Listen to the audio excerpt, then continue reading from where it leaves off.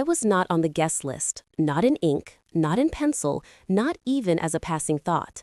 I found out my younger sister was getting married from a tagged photo on our cousin's Instagram. She was standing in a white gown, holding our mother's hand, glowing under golden lights. There were roses, a live band, my family smiling as if I had never existed. No one called, no one asked if I was okay. I had paid Megan's rent, held her hand through every breakdown, given up promotions to help her through school. But on her biggest day, I was not even a whisper in the room. So I did what they never expected. I stopped waiting to be chosen. I said yes to the man who had waited patiently for me to remember my worth. We flew to the Amalfi Coast, just us, no drama, no guilt, no family. I wore a crimson silk dress and let the sea breeze tangle my hair. I posted one photo from the deck of our yacht. No tags, no faces, just a caption. Not all families are worth RSVPing. 4 days later, Megan called me in tears. Her wedding had imploded, her mother-in-law had withdrawn everything, and somehow all eyes turned to me, the sister who never even received a save the date. But this is not a story about revenge. It is about quiet survival, about finally walking away from the rooms that taught you how to disappear. My name is Victoria Blake, and this is the story of how they tried to write me out, and I rewrote myself instead.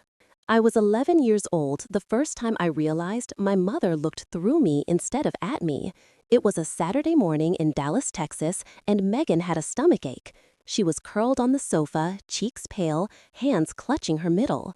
And Mom sat beside her with a heating pad and a gentle hand on her forehead. I stood in the hallway doorway, holding the science project I had spent all week finishing for the school competition. My fingers were stained with paint, my shirt had a rip from leaning over the workbench too long. I waited for Mom to look up, to say something, anything, but she never did.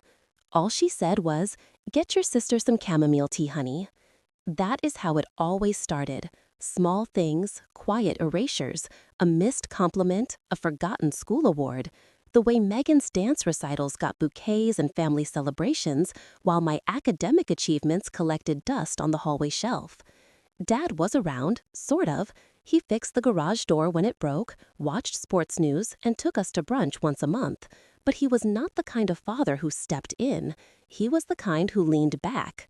When Mom said things like, "Megan has always had such a sensitive nature," or "Vic can handle herself. You know how capable she is," he would nod, sip his orange juice, and turn the page of his newspaper. By the time I reached high school, I stopped asking for things. I figured out how to get scholarships on my own, I completed my own financial aid forms, got a part-time position at the bookstore, and made sure Megan had help with her homework. I remember writing her college application while she was at a concert. She texted me from the back of someone's car saying she forgot the deadline was that night. I stayed up until 4 in the morning finishing it. She got in. I went to Yale. She went to Arizona State. My parents visited her 4 times during her freshman year. They came to my graduation once, late, and brought a card with $25 in it. I was not surprised. I learned by then to stop hoping for something different. After college, I moved to San Francisco. I built a career in wealth management, long hours, high pressure, tailored suits, even sharper instincts. I was excellent at it. I climbed fast, I made money, I bought my own apartment.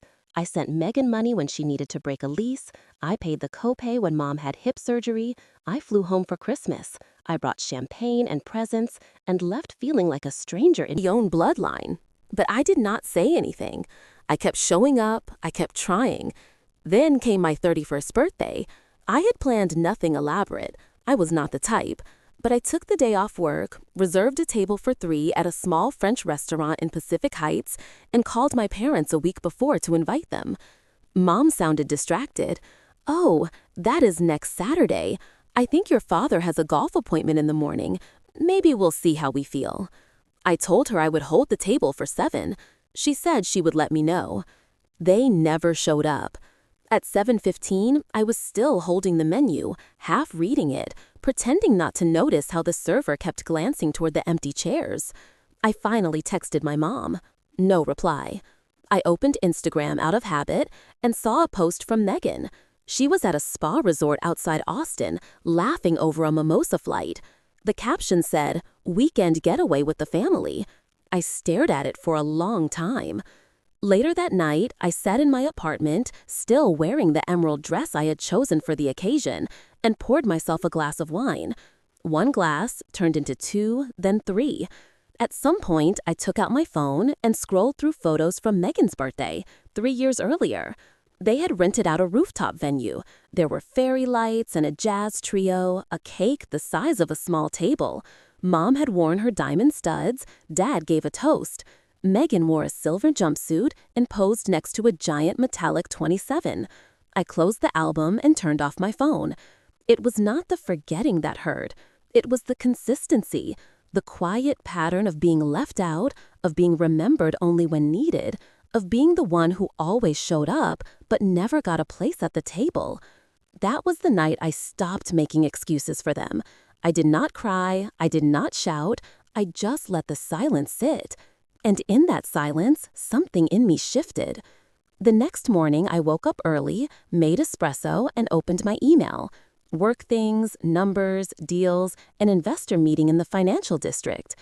I moved through it all with mechanical precision, like slipping into an old uniform. But underneath the surface, I felt it. That strange weightlessness when something inside you has snapped and you are too calm about it. I opened Instagram, bad habit. It was just muscle memory at that point. I was not looking for anything, but there it was. A photo from Aunt Patricia.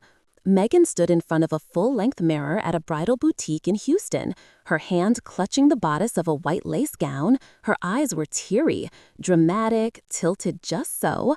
The caption said, "Our princess is going to be the most beautiful bride this August. So honored to be there for the big moment."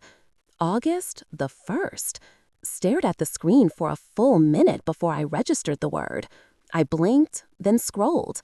There were more photos. Megan smiling with Mom, Megan surrounded by friends I didn't recognize. One shot showed her sipping Prosecco, a fake sash that read "Future Mrs. Sterling" draped across her shoulder. No tag, no mention of me. I texted my mother. "I just saw Patricia's post. Megan is getting married." No reply. I texted again. "When were you going to tell me?" The bubbles appeared for a second, then disappeared. I sat back on the couch, heart slowing, mind speeding up. This was not just forgetting. This was deliberate. A wedding is not a surprise. It is planned, it is funded, it is discussed for months, and they had kept it from me entirely. I opened Megan's profile, blocked. I closed the app, tossed my phone onto the table, and stared out the window at the traffic on Market Street. Horns, heat, the endless churn of people going somewhere. My phone buzzed. It was Harper. "Want tacos or therapy drinks tonight?" I sent back one word, "both." That evening, we met at our usual spot in the Mission. Harper was already 2 margaritas in by the time I arrived. Her lipstick was smudged, and she waved me over with both hands, tell me everything she said. I slid into the booth, told her about the Instagram post, the radio silence, the block. "She did not even text you?" asked wide-eyed. "I mean, that is not passive-aggressive. That is just surgical." She took a sip from her glass, leaned closer. "You know what this is, right? What you are too successful. They cannot control you anymore." I raised an eyebrow. "Seriously?" she said. "You used to be the responsible one, the fixer. You paid for her apartment, you flew home for every holiday, you never made a scene. Now you are out here living in San Francisco, making 7 figures, dating Adrian Cole, and she is still stuck in Austin, playing princess with some guy who probably thinks avocado toast is a personality. They do not invite you because you remind them what they are not." I laughed despite myself. They do not invite you because you remind them what they are not. That felt too sharp to argue with, so I said nothing, just stared down at the swirling ice in my glass. "When is the wedding?" Harper asked. "August. That is all I know." She tapped her phone. Hold up. I saw something on LinkedIn. I think her fiance's mom is Catherine Sterling, the real estate empire woman. She has money, like generational money. If Megan marries into that family, she will do anything to fit in. I nodded, feeling something hard settle in my chest. You are not invited because you do not fit the narrative, Harper added. You are the inconvenient truth. I looked at her. You have been hanging out with too many podcasters. She grinned. Facts are facts, babe. We clinked glasses and drank in silence for a while. Later that night, back in my apartment, I opened my laptop and checked Adrian's calendar. He had a business trip to London the second week of August, meetings with a development firm about a joint venture in Mayfair. He had asked me a few days ago if I wanted to come. I told him I would think about it. I checked my own schedule. One had 4 client presentations, a quarterly review, and a team retreat planned.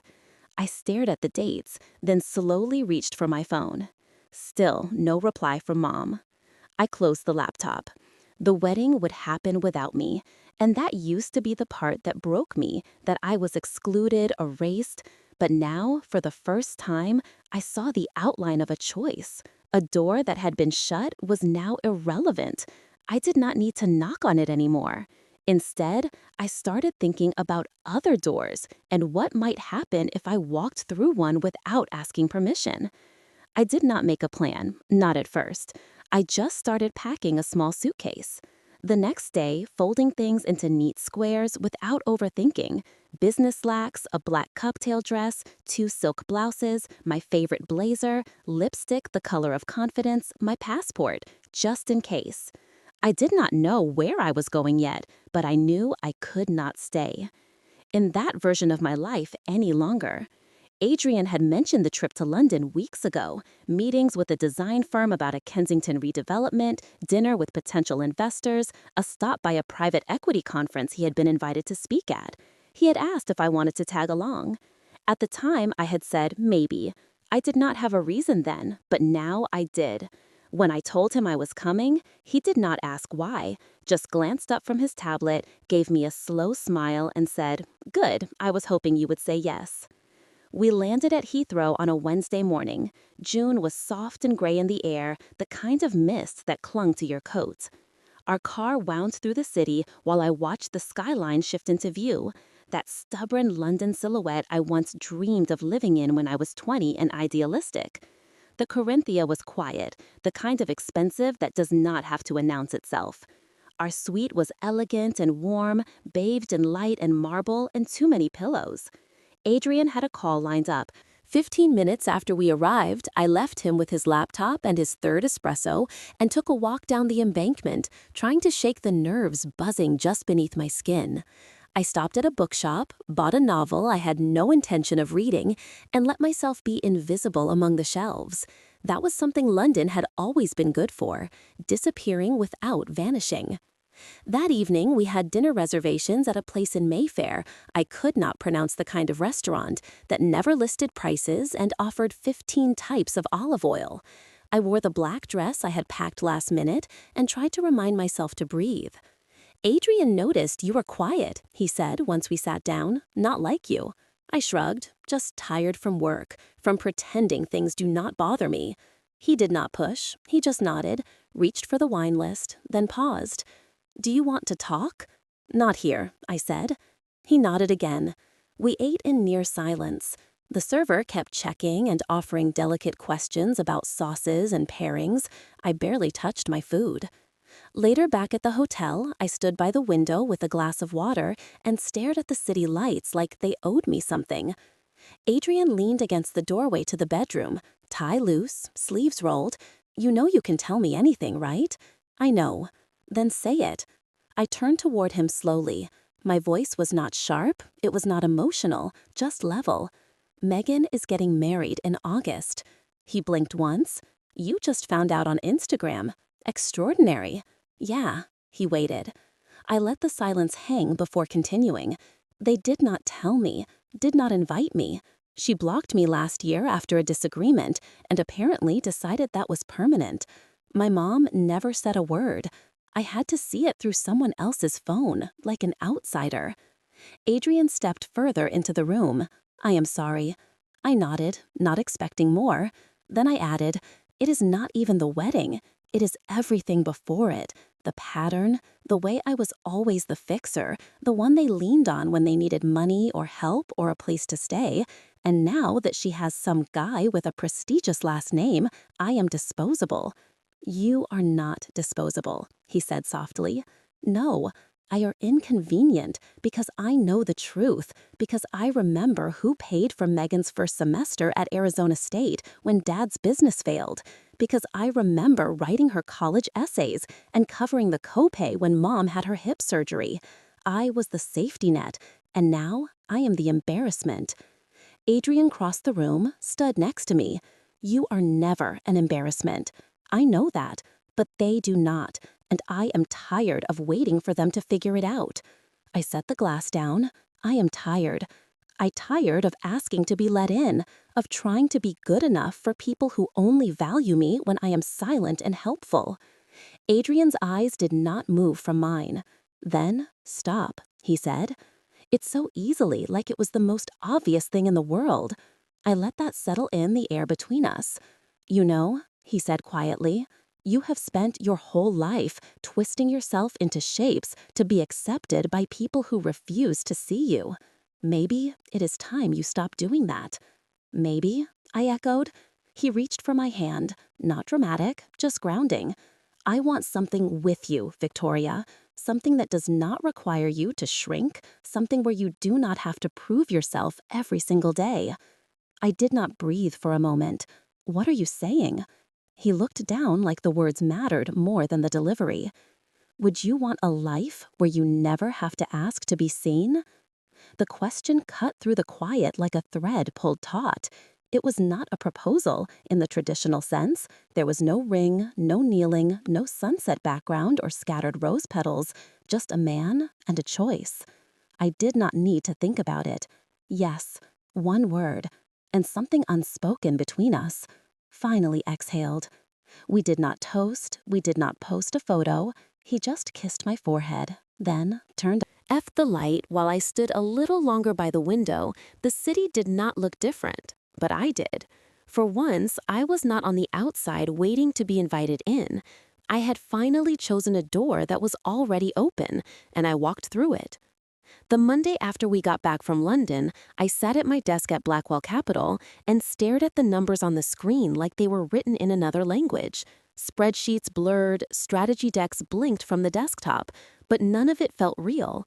Not the quarterly forecast, not the team meeting at 9, not the Slack messages piling up from junior analysts asking for last-minute approvals.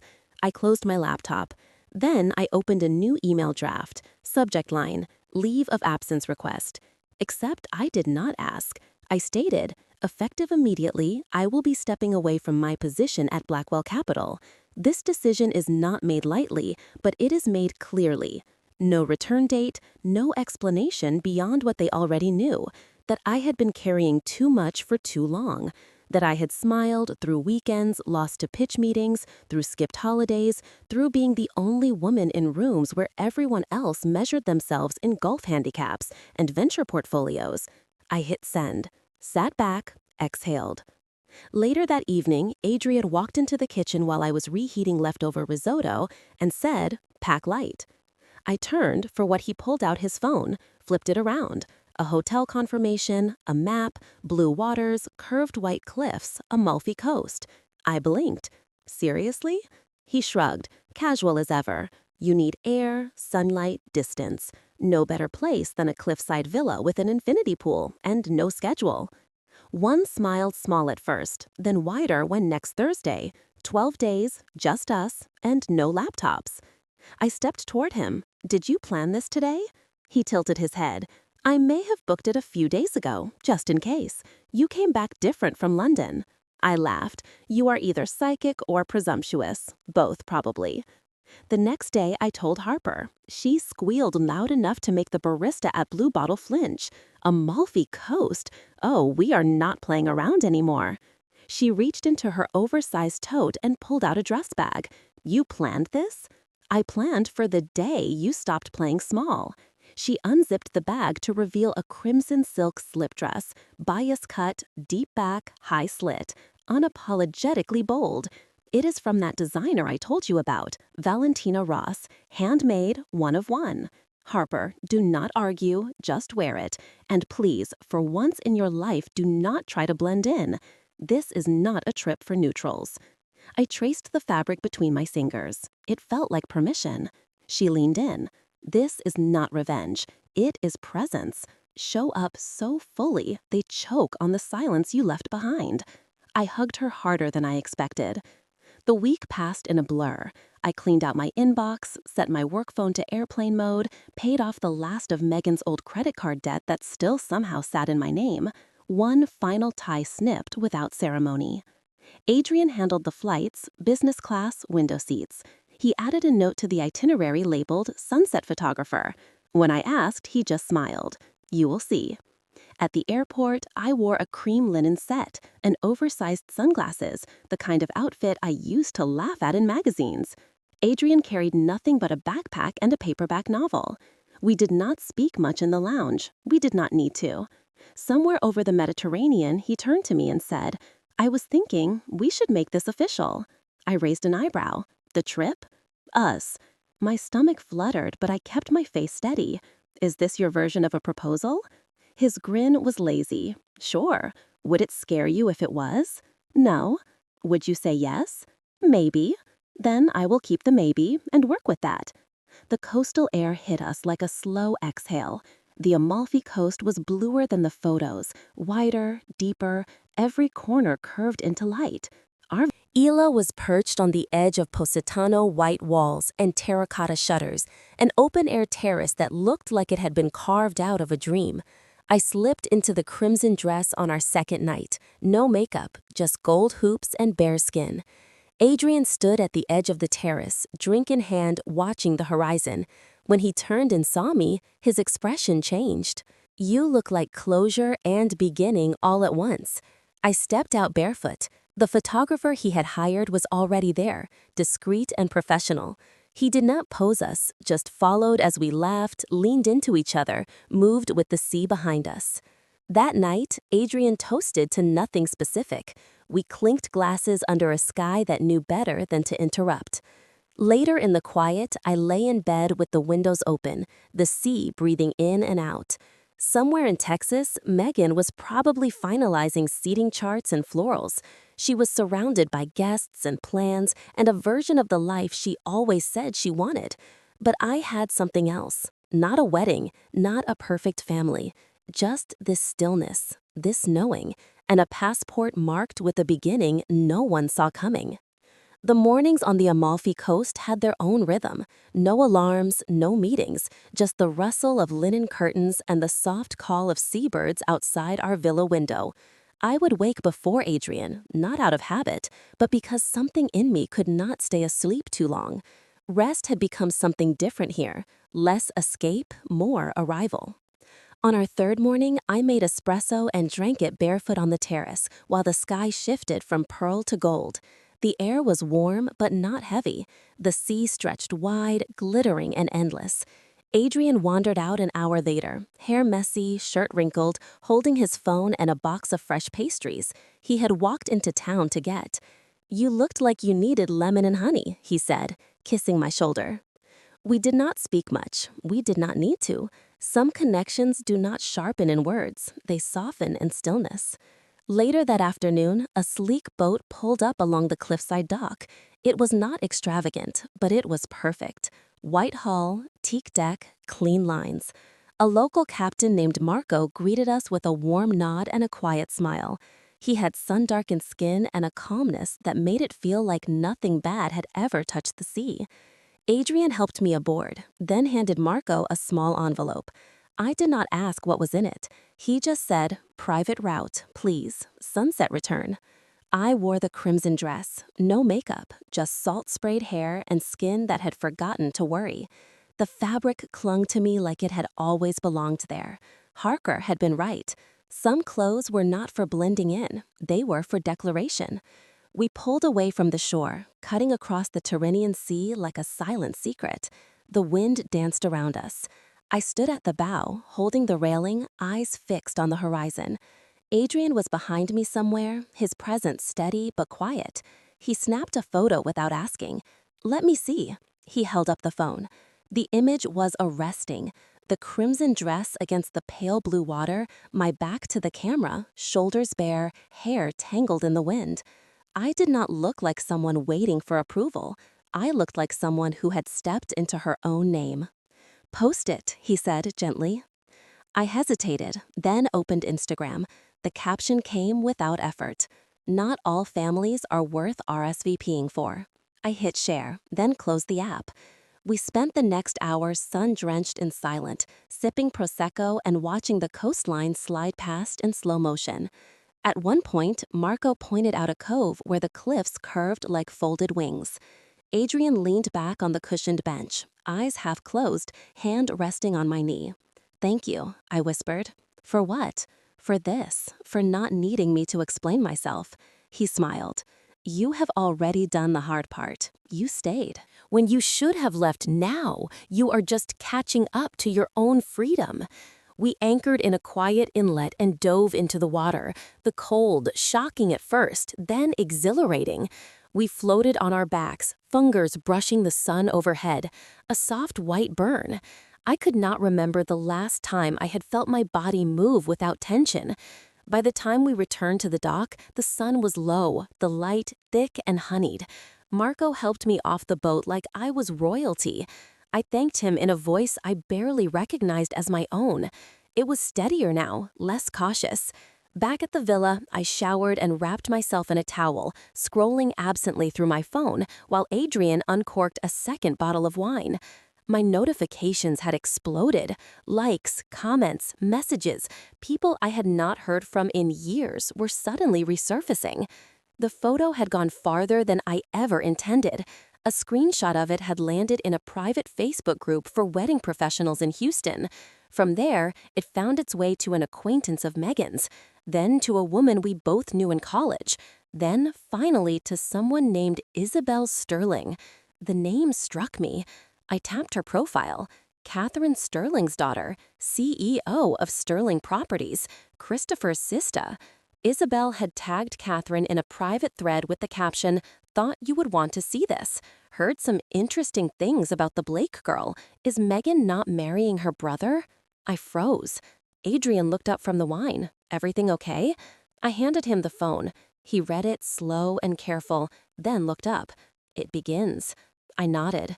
Catherine Sterling was not just another mother of the groom. She was old Texas money, the kind of woman who vetted her son's fiancé like she was hiring a managing director. Reputation mattered to her, legacy more. And now she had questions about the sister no one had mentioned, about the family that had painted itself a little too neatly, about a caption that said more in 11 words than Megan had probably said in a year. Adrian set the phone down. "You did not mean to start a fire, did you?" "No, but I stopped apologizing for being the match." I stood, crossed to the terrace, and looked out over the water. The breeze picked up, catching the edges of my towel, and I held it tighter around me. Somewhere in Texas, Megan was planning centerpieces and final fittings, practicing how to say Sterling without sounding like she had rehearsed it her whole life. But she had forgotten something. Silence does not always mean absence. Sometimes it just means someone else is watching and waiting. Catherine Sterling read the caption 4 times before setting her phone down. She did not like being surprised. In her world, surprises cost money, headlines, and control. Control was what kept her name pristine across boardrooms and ballrooms alike. So, when someone whispered that her future daughter-in-law's estranged silhouette in a crimson silk dress, Catherine took notice. The first call she made was not to Megan. It was to her assistant. "Laura, pull every public record on Victoria Blake. Education, employment, property, published articles. Start with San Francisco, and pull Megan's file while you are at it." Laura did not ask questions. She never had to. By the end of the day, a folder landed on Catherine's desk at the Sterling Properties corporate office in Dallas. It was thick, clipped at the edges. She read every page, every resume line, every conference Victoria had spoken at, every headline that mentioned her name. Yale University, class of 2016, MBA with distinction, former director of wealth strategy at Blackwell Capital, currently on sabbatical. Catherine raised an eyebrow. Then she flipped to Megan's file. Arizona State University, graduated 2019, degree communications, GPA average, a few marketing internships, including one at the Sterling Group, which she had acquired with some charm and a padded resume. Catherine frowned. She remembered that internship. Megan had said she was from a private liberal arts college in the Northeast, claimed she transferred mid-degree due to family circumstances. There was even a fake alumni pin on her blouse the first time they met.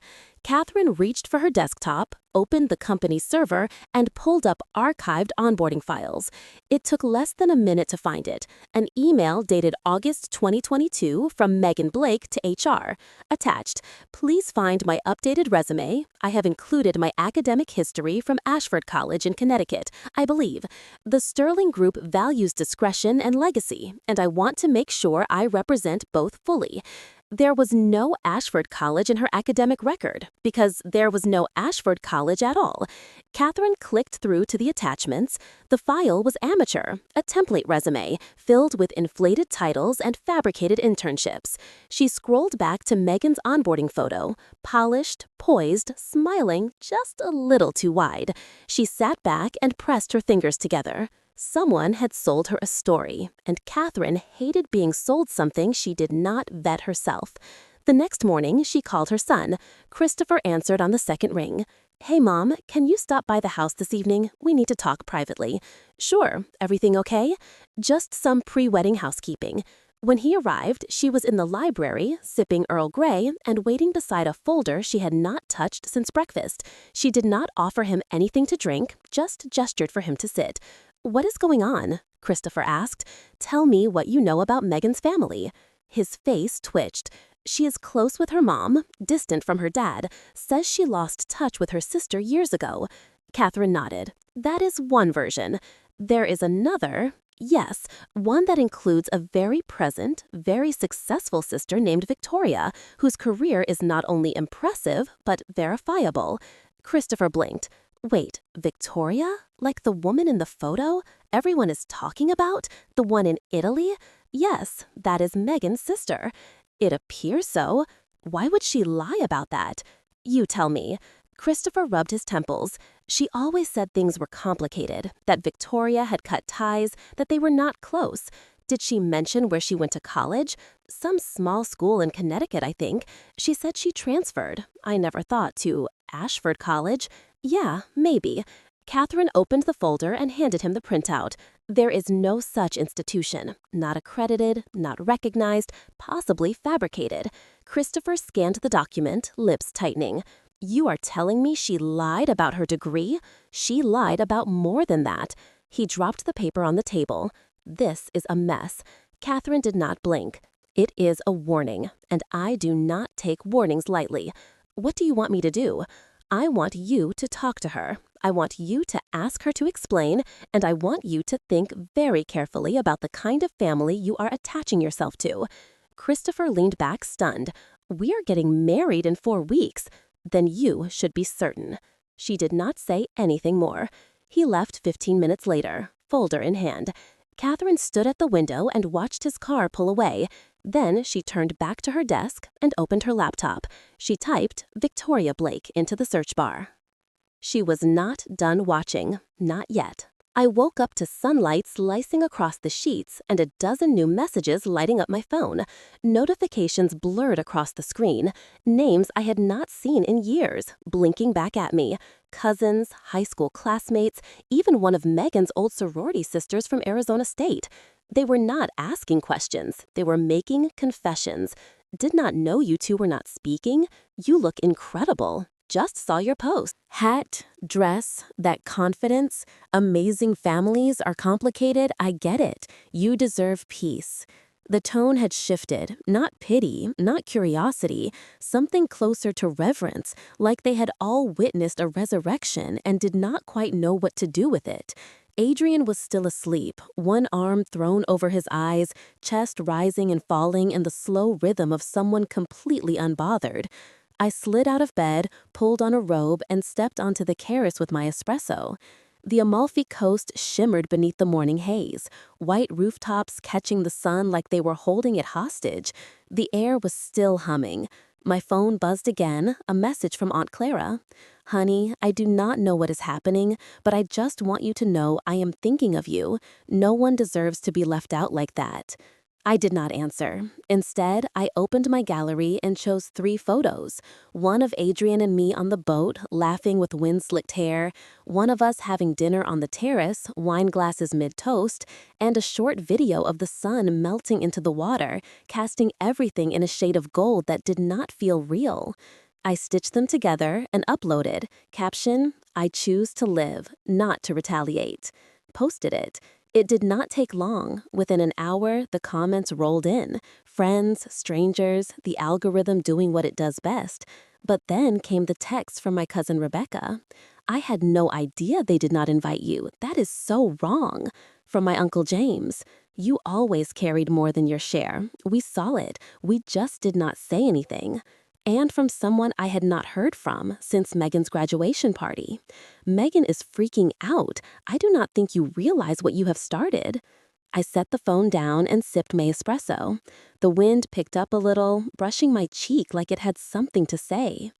Adrian joined me 15 minutes later, shirtless, squinting into the sun. "You are famous again," he murmured, nodding toward my phone.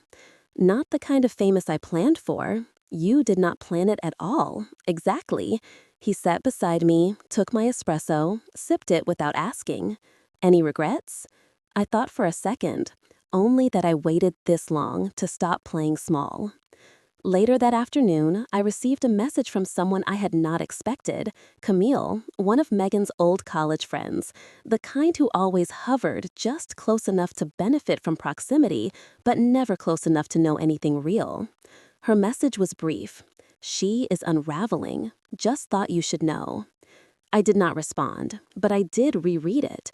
Unraveling. It was the word I had always feared would apply to me back when I held everyone else together. But it was not me fraying this time. It was the image Megan had curated for years. The perfect younger daughter, the polished bride-to-be, the one who did not need a sister because she had everything under control. Turns out, that image was thinner than we all thought. By evening, another message came in, this one from my younger cousin Marcus. "Just spoke to your mom. She is trying to keep things quiet, but Megan is losing it. She thinks you are going to ruin the wedding. Said she has never felt so betrayed." I stared at the words, ruin the wedding, betrayal, as if absence could be that loud, as if living well was an act of violence. Adrian glanced at me from across the room. "Problem?" "No, just family." He raised an eyebrow.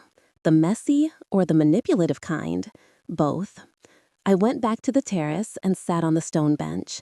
The sky was starting to change again, soft pinks brushing against the edges of the horizon. The town below buzzed with quiet motion. Tourists wandered, locals closed shop for the day.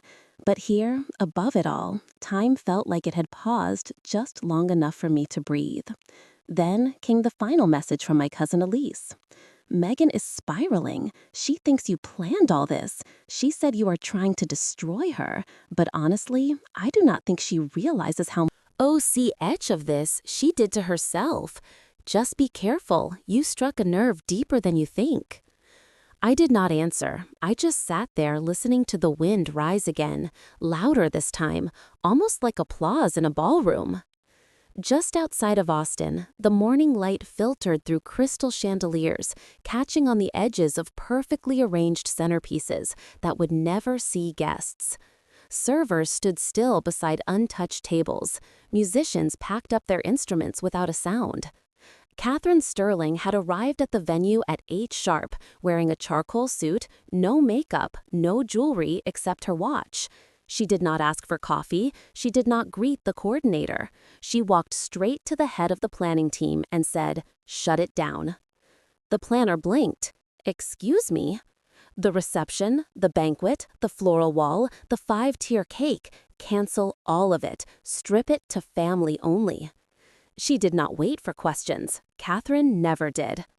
By 9:30, the caterers were folding tablecloths. The photographer was reassigned to the ceremony only. Guests received discreet emails blaming an unexpected change in logistics. Inside the bridal suite, Meghan was sitting in her robe, makeup halfway done, hair curled and pinned in soft waves. Her phone buzzed non-stop, but her hands stayed still on her lap. When the wedding planner stepped in and quietly explained that the reception was no longer happening, Meghan blinked once, then again. What do you mean no longer happening? Your future mother-in-law has pulled the funding. She has requested a scaled-back ceremony with only immediate family. No dinner, no music, no press. Meghan stared at her own reflection for a full 5 seconds before whispering, "She said she loved the design. She signed off on the tasting." Yes, but something changed. Meghan stood slowly, walked to her phone, and opened the group thread. Dozens of texts, questions from friends, confusion from vendors, silence from Christopher. She dialed her mother. "Why are you not doing anything?" Diane's voice came quiet and brittle. "Honey, it is Catherine's call. We do not have the money to cover what she is backing out of. You said this was under control. I thought it was. I told you Victoria would ruin this." There was a pause on the other end. This is not about Victoria. This is about something Meghan did. But Meghan did not hear that, or maybe she refused. She threw her phone onto the velvet bench, mascara smudging as she pressed her fingers against her eyes. An hour later, in a small chapel behind the main venue, a wedding took place with only 18 people seated. No flowers beyond the altar, no aisle runner, no pianist. Just Christopher, his face unreadable, standing beside a minister as Meghan walked toward him in a dress that suddenly looked heavier than it had hours ago. He did not say much, neither did she. When they said their vows, she stumbled, not over the words, but over the silence between them. At that very moment, 400 miles away, I was sitting in a cafe in Positano, the breeze warm on my arms, a cappuccino half finished beside me. Adrian had gone to pick up ferry tickets for a day trip to Capri. I was scrolling absent-mindedly when I got the alert. Lux Living had published their summer edition. I clicked the link without thinking. There I was, the Amalfi photo, the crimson dress, my back to the camera. The caption, "Power without apology." It was not a feature on me, just a photo accompanying an article about quiet reinvention. But my name was in the credits. Photo courtesy of Adrian Cole, location Amalfi Coast, subject Victoria Blake. My stomach twisted, not from shame, from knowing that image, that single captured moment, had made it farther than I ever intended, farther than the Blake family dinner table, farther than Meghan's carefully curated guest list. I did not share it. I did not post a reaction. I just sat there, phone screen dimming. Ang in my palm, heartbeat even. Back in Austin, whispers were starting. Aunt Janet leaned over to Uncle Mike during the ceremony and murmured, "Did you see that picture of the sister? She is not here. No, she is not." And the mother's face. "Have you seen it? I think something is wrong in the bridal suite." After the vows, Meghan pulled Christopher aside. "Why did you not say anything? About your mom? About canceling the reception?" He shrugged. "She told me last night, said she had her reasons. I figured you would talk to her. You are supposed to stand up for me.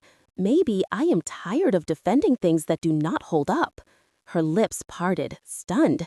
He did not look angry, just done. She turned away, hands trembling, and saw her phone lighting up again. This time it was Camille. "You did not tell me your sister was a feature model? Now is this your version of cutting her out? It is not a good look." Meghan stared at the message, then at her reflection. Somewhere, someone had posted the article, then another, then screenshots. And just like that, the story shifted. The wedding became less about a union and more about an omission. The question was not, where was the sister? It was why she was not there. And the answer was written all over Megan's face. The silence in the bridal suite after the guests left was louder than the ceremony itself. Megan sat on the edge of the love seat, still in her gown, bouquet wilted beside her, mascara smudged in the corners of her eyes. Her phone lit up again and again. Notifications, missed calls, messages she did not want to read. Everyone had questions, and none of the answers made her look good. Catherine had said nothing to her after the ceremony, just a curt nod, then a quiet word to Christopher before leaving the chapel with her assistant in tow. No congratulations, no photos, no speech. Christopher had offered to drive Megan home, but she refused. She said she needed a moment. What she really meant was that she needed to figure out how to undo something that could not be undone. She scrolled through the latest posts, and there it was again. My photo, the one on the bow of the boat on the Amalfi Coast, crimson dress, sea behind me, arms stretched slightly, like I was not holding anything at all. It was not even the original post this time. It was a screenshot, edited with text over it. When you erase people, they do not disappear. They evolve. Megan dropped the phone into her lap, face pale. That night, just past midnight, my phone rang. I was half asleep. The soft rustle of waves outside the window of our Amalfi villa like a lullaby. Adrian stirred beside me but did not wake. I reached across the bed, saw her name, and for a moment considered letting it go to voicemail. I did not. I answered and said nothing. The silence on the other end was not empty. I could hear her breathing, uneven and tense. Then softly, "Why did you do this?" My voice was calm. Do what? The post, the dress, the magazine. You knew it would get back to them. You knew Catherine would see it. I sat up in bed, feet touching the cool tile floor.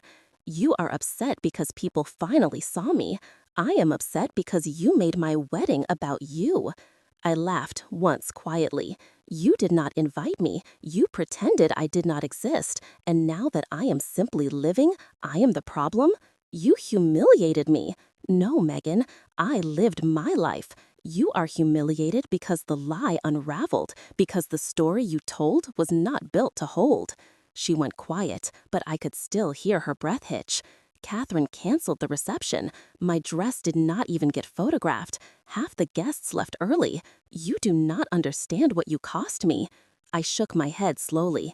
You cost yourself that. You lied about who you were, about me, about everything. I did not ruin your day. I just refused to stay invisible so you could shine without shadow. She sniffed, sharp and shaky. It was not supposed to go like this. No, it was supposed to go exactly like this because you built something hollow, and when someone knocked gently, it collapsed. She was crying now. I could hear her try to stifle it, could imagine her wiping her face in the dark so no one nearby would notice. Still trying to preserve the picture, still trying to control the frame. I did not want it to be like this between us, she whispered. Then you should not have blocked me. You should not have lied. You should not have let Mom pretend I did not matter. Her voice cracked. I thought maybe if I had one thing that was just mine. You always had that.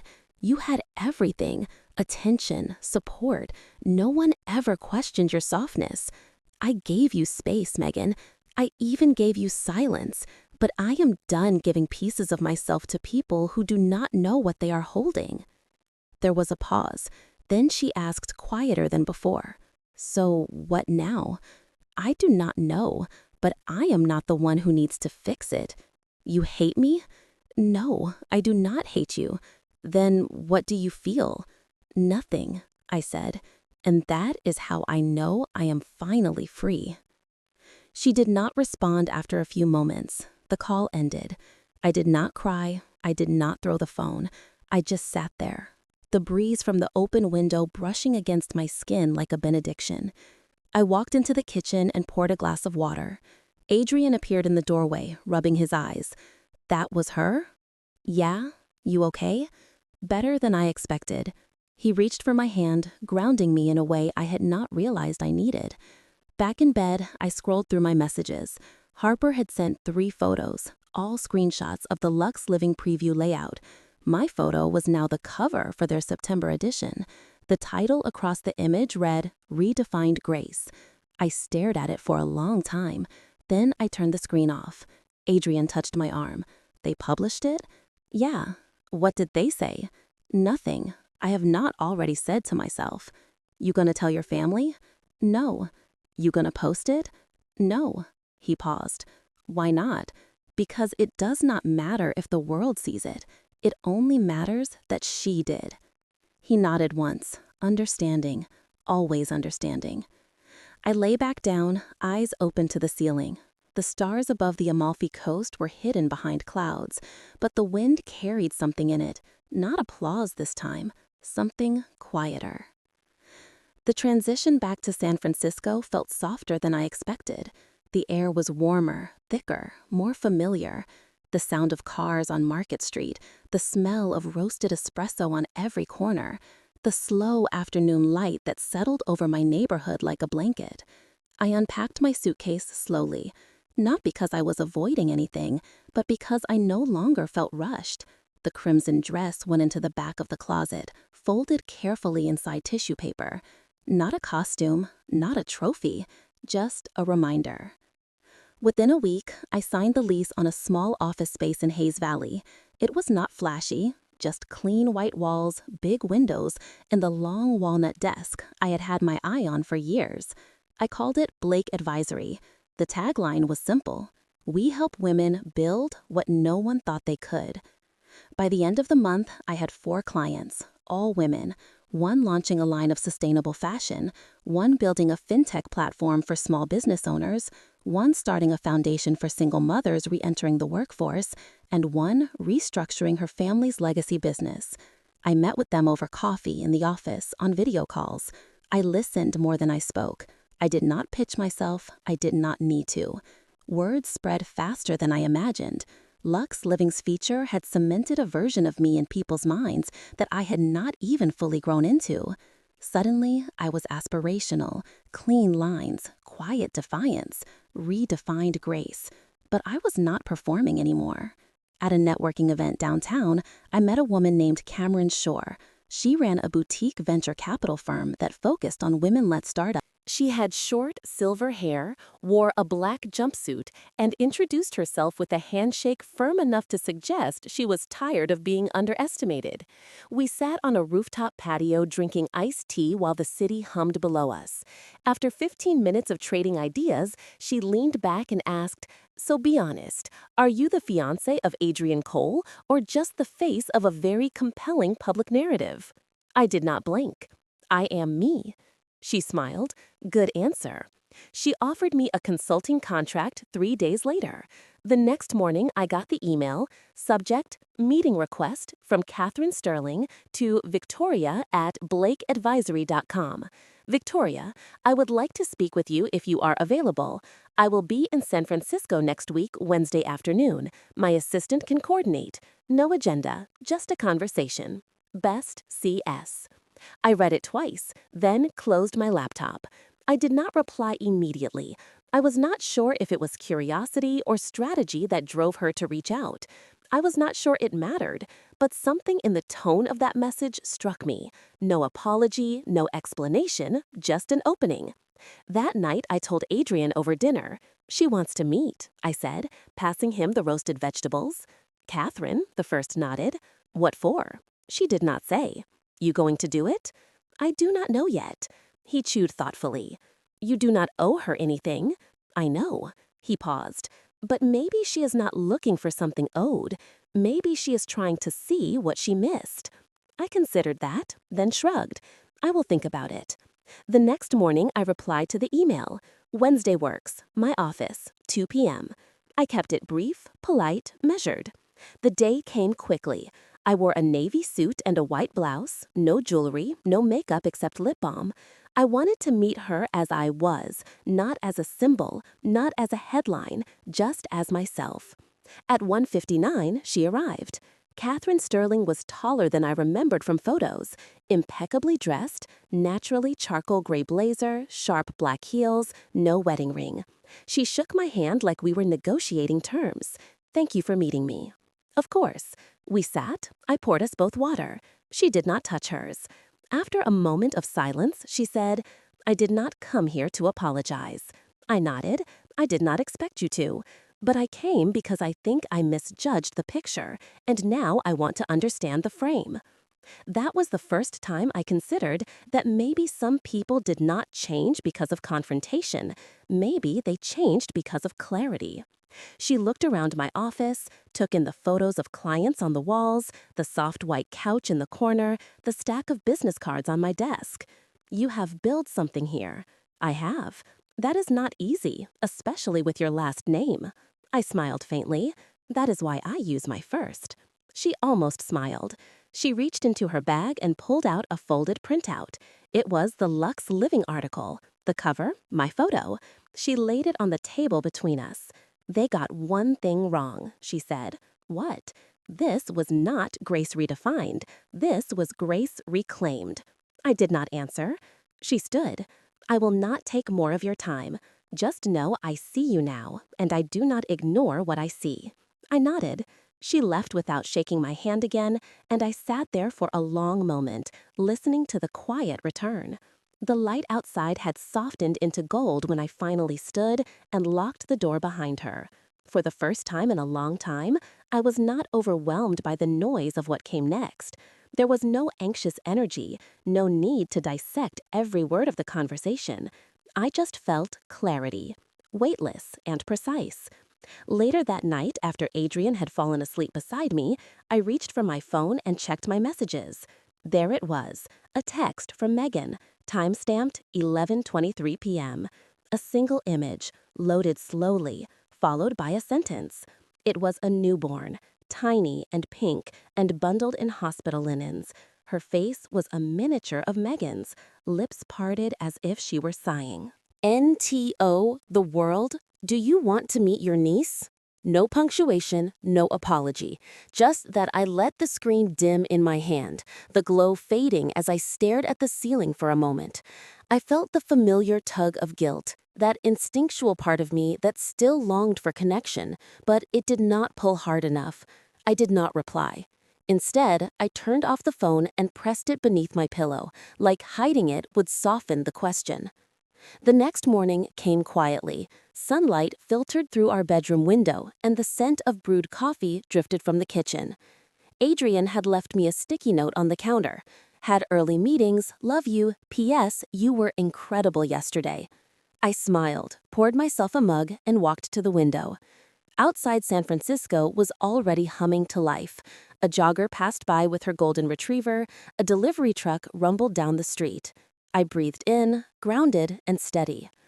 At the office, I was reviewing client strategy notes when an assistant from Catherine's team emailed me. She wanted to confirm a second meeting. I did not hesitate this time. I told them to come in on Friday.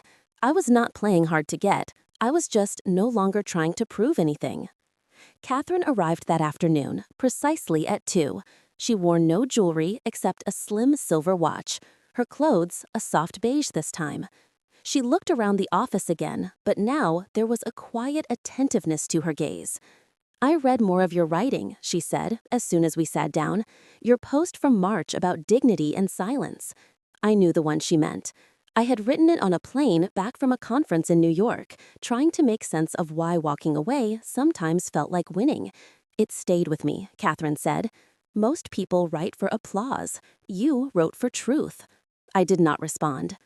I want you to lead something, she continued, a new wing of Women Forward.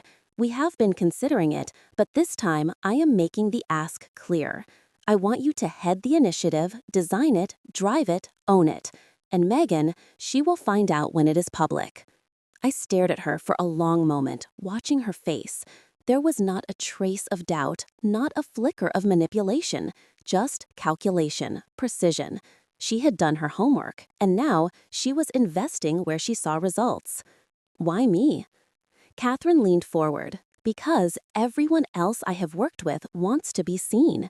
You know how to make others feel seen, and that is rarer than any Ivy League credential.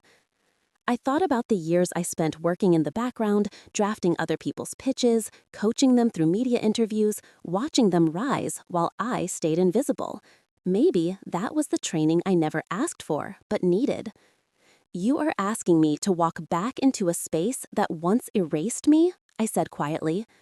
No, she corrected. I am asking you to rewrite the entire architecture of that space. The offer stayed with me all evening. Adrian watched me from across the dinner table. You are thinking hard, he said. Catherine wants me to lead a national initiative. Do you want to? I think I do. Then say yes. It is not that simple. Why not? Because she is Megan's mother-in-law. Because this puts me back in their orbit. Adrian reached for my hand.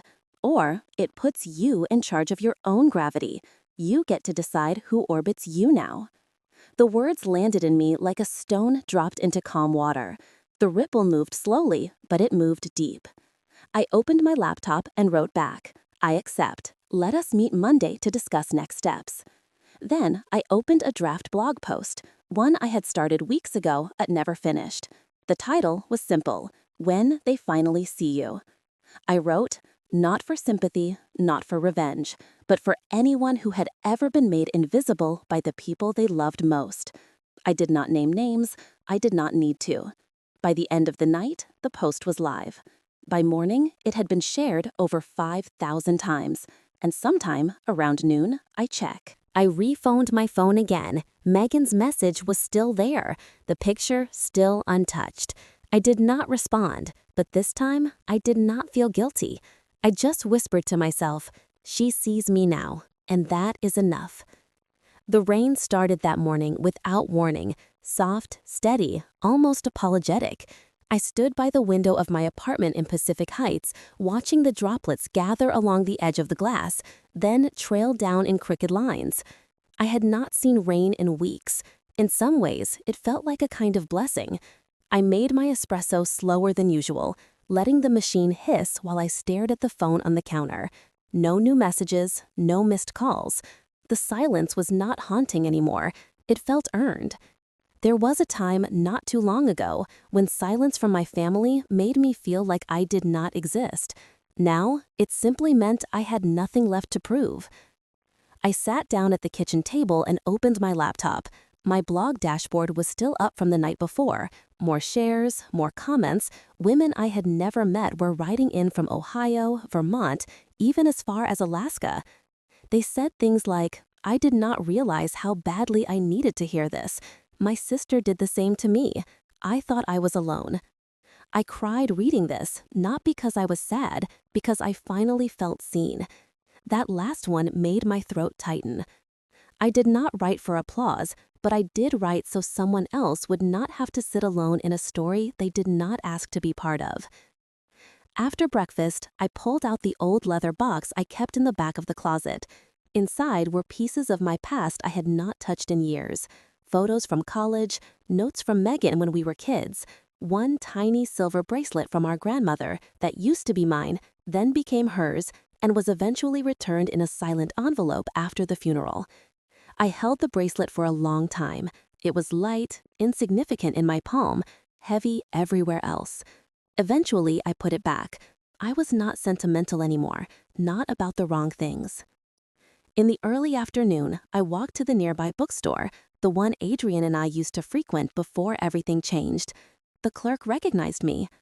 "You're the one from the article, right?" the woman behind the counter asked, tilting her head. "What article?" "That online piece about women rebuilding after betrayal. Your photo is featured." I blinked. I did not know it had been picked up beyond Lux Living. I had not authorized that, but I just smiled. Yes, I guess that is me. She beamed. It helped me a lot. I am not talking to my mother anymore, and I have been trying to feel okay about that. "You are okay," I said gently. "Sometimes we survive people we love. That does not make us cruel. It just makes us honest." Later that evening, I poured a glass of wine and returned to the same chair by the window. The rain had stopped, and everything outside looked rinsed clear, stripped of anything false.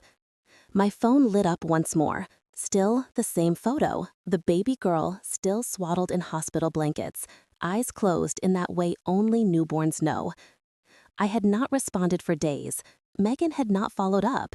Maybe she expected nothing, or maybe she expected me to show up anyway. She always had. I let the photo linger on my screen. I studied the tiny mouth, the delicate fists, the full weight of life wrapped in pink fleece. She was innocent, and so was I once. I whispered a quiet goodbye under my breath, to the child, to the years that formed Megan and me, to the woman I used to be who thought love had to be earned through silence and sacrifice. Then I did the only thing left. I deleted the message, not out of anger, not out of pride, but because some endings need to be chosen, especially by the one who was never given the power to start anything. The next morning, I launched the first phase of our Women Forward mentorship. My inbox was flooded with applications, young women, single mothers, first-generation entrepreneurs, dreamers who had never been told they mattered. Now they were hearing it from me, and the difference was this time I believed it too. My life did not look like Megan's Instagram stories. It did not come with themed parties or curated applause, but it was mine, honest, earned. Enough to anyone listening right now who knows what it is like to be the quiet one, the overlooked one, the name left off the list. You are not forgotten, you are not too late, and you are not small. If someone chose to erase you from their story, maybe it is time to write your own. If you have ever had to rebuild from silence, I hope you will share that story. There is power in telling the truth and healing in being heard. Leave a comment. Let others know they are not alone. Hit like if this found you and you needed it. And if you are ready to stay for more journeys like mine, subscribe. We are not done yet.